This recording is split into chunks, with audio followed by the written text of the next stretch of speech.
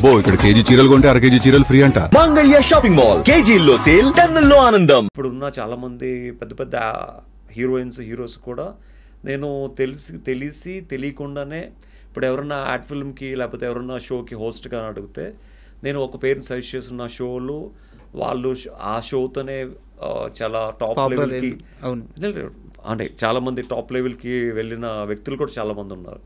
In fact జబర్దస్త్కి ఒకప్పుడు అనసూయ గారు anchoring చేసేవారు. ఎప్పుడైతే జబర్దస్త్కి అనసూయ గారు యాంకరింగ్ మానేశారో ఆ షోకి ఏడుకొండలనే ఒక మేనేజర్ ఉండేవాడు. హీ కాల్ మీ, ఎవరన్నా యాంకర్ ఉంటే సజెస్ట్ చేయండి అని. ఐ సజెస్టెడ్ వైజాగ్ నుంచి వచ్చిన నా ఫ్రెండ్ రష్మిన్ అనమాట. సో ఆ తర్వాత నెంబర్ ఇస్తే తను ఆవిడికి ఫోన్ చేయడం జరిగింది. సో తను ఆడిషన్ చేశారు, తను సెలెక్ట్ అయింది. She became a Jabardasth anchor. కనీసం నేను తనకి నెంబర్ ఇచ్చిన విషయం కూడా తనకి తెలియదు. యాక్చువల్గా నేను ఎప్పుడు చెప్పుకోలేదు. అవునా? నేను ఎప్పుడు చెప్పుకోలేదు. మేబీ తనేమనుకుంటుంది, నాకు మేనేజర్ ఫోన్ చేశాడు, నేను నాకు ఆడిషన్ పిలిచాడు, ఆడిషన్లో ప్రూవ్ చేసుకున్నాను, నాకు జబర్దస్త్ షో వచ్చింది. కానీ ఆ నెంబర్ ఇచ్చిన ఏ వ్యక్తి ఎవరని తనకి అడగాల్సిన అవసరం లేదు, తిరిగి కూడా చెప్పాల్సిన అవసరం లేదు. ఎందుకంటే he wants to take that credit. నేనే మీకు ఫోన్ చేశానని. So he want reveal my name. So obviously మనకు అవసరం కూడా లేదు, నేనే వెళ్ళి చెప్పాను అని. అలాగే చాలా మందికి చాలా రకాలుగా హెల్ప్ చేశాను నా పేరు చెప్పుకోకుండానే. సో ఇక్కడ దొరికారు మీరు, అంటే చెప్పాల్సి వచ్చింది కాబట్టి ఐ టోల్డ్ యూ. అడుగుతున్నాను అంతే, ఎందుకు కౌశల్కి ఛాన్సులు రావట్లేదు అంటే కోరుకున్న ఛాన్సులు ఇండస్ట్రీ అంటే ఇక్కడ దొరికారు మీరు. చేసే మంచి చేసినప్పుడు చెప్పుకోవడానికి ఏం సార్, ఇండస్ట్రీలో చేయను మంచిని కూడా చేసామని చెప్పుకునే మనుషులు అంటే ఇప్పుడు నేను చేశానంటే మీరు చేశారా అన్న క్వశ్చన్ మార్క్ నాకు వద్దు. యాక్చువల్గా నేను చేసినా చేయకపోయినా మీకు నా వల్ల మంచి జరిగింది, మీ లైఫ్ సెటిల్ అయింది, దట్స్ ఇనఫ్ ఫర్ మీ. నేను చేశానా చేయలేదు అన్నది దేవుడు తెలుసు, నాకు తెలుసు, ఇంకా మీకు తెలియాల్సిన అవసరం లేదు. అంటే అంటే అంటే whether it's true or false I don't know. My hand is very very lucky for others. My hand is not lucky for me.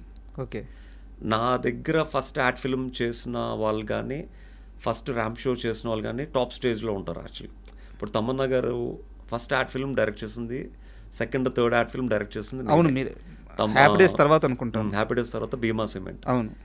So అంటే మేబీ ఐ థింక్ ఆ క్రెడిట్ నేనే అని చెప్పక్కర్లేదు. I'm saying my hand is lucky for others, that is for sure actually. And మీ మీద ఉన్న నాకు ఒక కంప్లైంట్ ఏంటంటే 220 పైగా మీరు యాడ్ షూట్స్ తీశారు. అండ్ ఒకానొక టైంలో మీకోసం మీరు ప్రొడ్యూస్ చేసుకునే కెపాసిటీ కూడా మీకు వచ్చిందని నేను అనుకుంటున్నాను, ఒక చిన్న సినిమా అయినా సరే. వచ్చింది. సో ఎందుకు అక్కడ మీరు సీరియస్గా ట్రై చేయలేదు?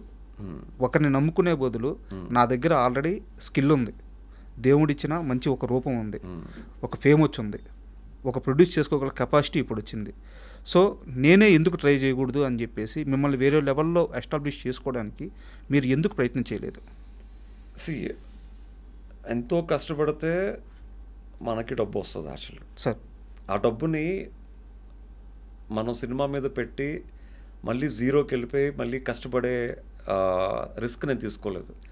ఎందుకంటే సీజన్ 1 విన్నర్ శివబాలాజీ గారు తనకు వచ్చిన డబ్బు మొత్తం తన సినిమా మీద పెట్టి జీరో అయిపోయింది. యాక్చువల్గా తను ఒక సినిమా తీశారు గీతే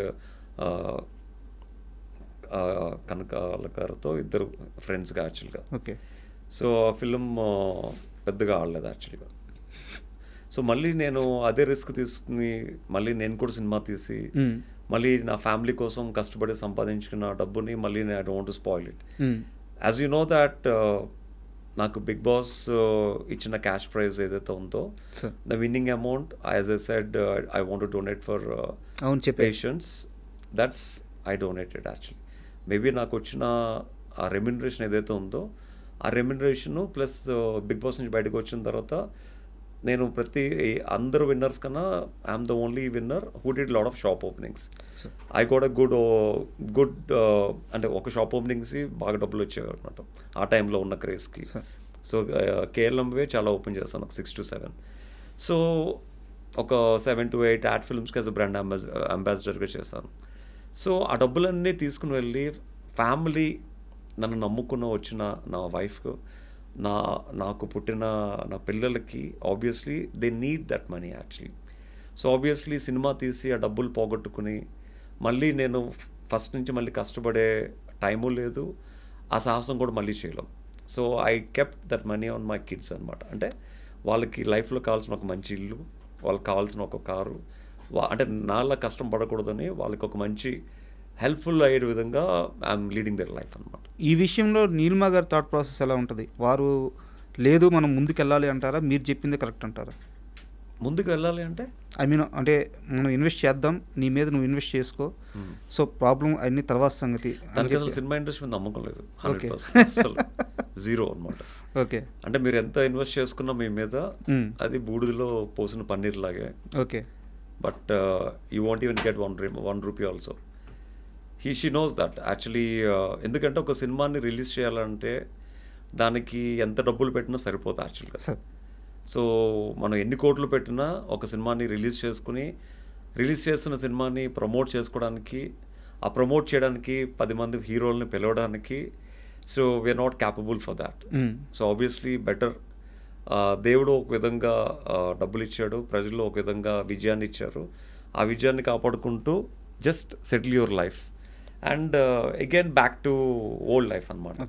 అంటే నేను యూజువల్గా ఒక యాడ్ ఫిల్మ్ చేస్తే ఫేమ్ వచ్చిన తర్వాత, ఫేమ్ రాకముందు ధైర్యంగా చేసేవాడిని, ఫేమ్ వచ్చిన తర్వాత మాస్కులు పెట్టుకుని క్యాప్ పెట్టుకుని చేయాల్సి వస్తుంది.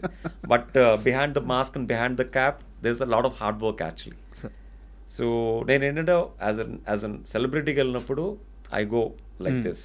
బట్ ఒక యాడ్ ఫిల్మ్ డైరెక్టర్గా, లేకపోతే ఒక ఈవెంట్ మేనేజర్గా, లేకపోతే ఒక ఫ్యాషన్ కొరియోగ్రాఫర్గా వెళ్ళినప్పుడు I don't even show my face, I only show my hard work అంతే.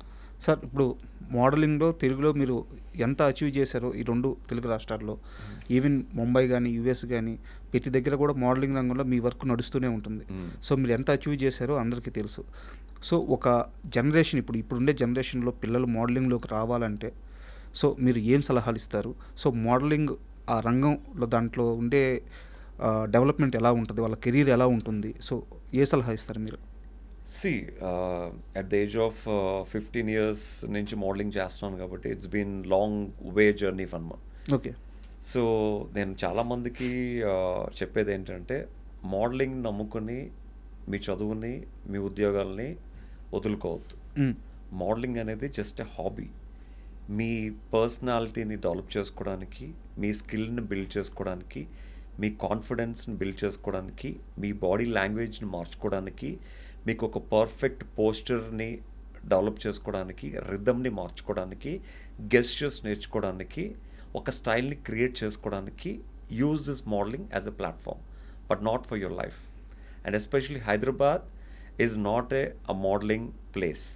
If you really want to become a model, if you don't have any other option other than modeling, go to Mumbai. Okay. And do hard work. అక్కడ at least every day you can go to 10 to 20 auditions. At least ఒక్కదానికన్నా click అవుతారు. హైదరాబాద్ ఆడిషన్స్కే నెలకి 1-2 అవుతాయి. So హైదరాబాద్ని నమ్ముకుని మోడలింగ్లో దిగద్దు. మిమ్మల్ని మార్చుకోవడానికి, మేకోవర్ అవడానికి దిగండి. I'm there for 100% for them, but not to change their careers. Okay. To change their personality, come to me. Not to change their careers, don't come to me.